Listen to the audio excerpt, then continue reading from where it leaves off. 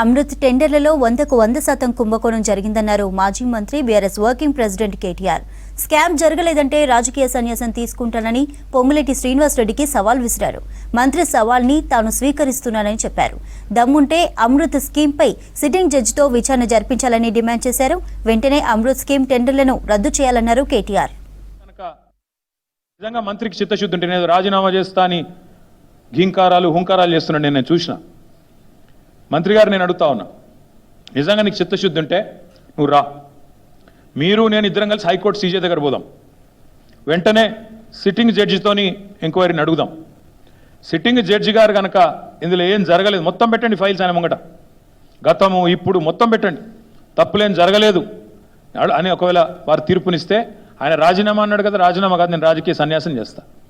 ఇంకొక మాట, మా మంత్రి గారికి ఒకవేళ ఏమైనా ఇబ్బంది ఉంది హైకోర్టు సీజీ దగ్గర రావడం అనుకుంటే ఇద్దరం కలిసి కేంద్రంలో ఉండే సెంట్రల్ విజిలెన్స్ కమిషనర్ ఉంటాడు, ఇద్దరం పోదాం. నెక్స్ట్ వీక్ నేను పోతా, నువ్వు కూడా రా, టైం చెప్పు, డేట్ చెప్పు, ఇద్దరం కలిసిపోదాం, సివిసికి ఇద్దాం. మంత్రి గారికి నేను ముందే చెప్తా ఉన్నా, ఇప్పటికైనా తప్పు సరిదిద్దుకోండి, వెంటనే టెండర్లు రద్దు చేయండి. జరిగింది తప్పు, ముఖ్యమంత్రి కూడా నేను చెప్తా ఉన్నా, జరిగింది తప్పు 100%. ఇది ముమ్మాటికి నీకు తెలుసు, ఇరికిపోయినావు అని తెలుసు.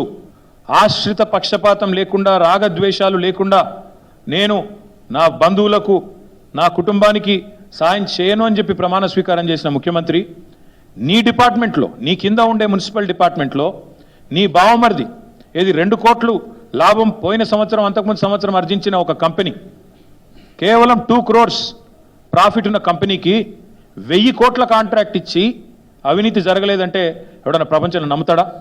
వస్తావా మరి? సివిసి దగ్గరకు వస్తావా? హైకోర్టు సీజే దగ్గరకు వస్తావా? నేను వస్తా, డేట్ చెప్పు, టైం చెప్పు, నువ్వే అపాయింట్మెంట్ తీసుకో. మంత్రి గారికి అంత చిత్తశుద్ధి ఉంటే రా, నేను వస్తా, వాళ్ళ విచారణ మొత్తం ఫైల్స్ పెట్టండి. ఇప్పటికైనా ప్రభుత్వాన్ని నేను డిమాండ్ చేస్తున్నా, సిగ్గు తెచ్చుకోండి, ఇంత బరితెగింపు మంచిది కాదు.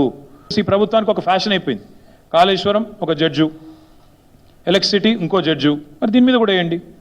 ఇప్పటికైనా ముఖ్యమంత్రికి నేను చెప్తా ఉన్నా, జరిగిన తప్పు ఒప్పుకోండి, టెండర్లు రద్దు చేయండి, మీరు వెంటనే ప్రాయశ్చిత్తం చేసుకోండి.